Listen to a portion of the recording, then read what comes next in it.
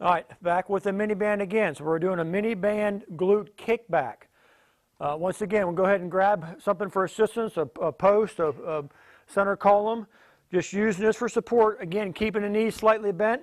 We're going to work one leg at a time. What I want you to focus on doing is pointing whatever leg you're going to work. Pull the toe up, push the leg back. Again, if you look at the leg that's doing the work here, my toe is pointed towards me as I kick this back. We're working the glute on this leg. Straight kick back and through. Try not to get into a swinging motion. It's more about pushing it back, contracting and hold, and then come back. Toes pointed up and back. And of course, we work both sides. Mini band glute kick back. Got a little bit of bend in this knee, pushing straight back and through.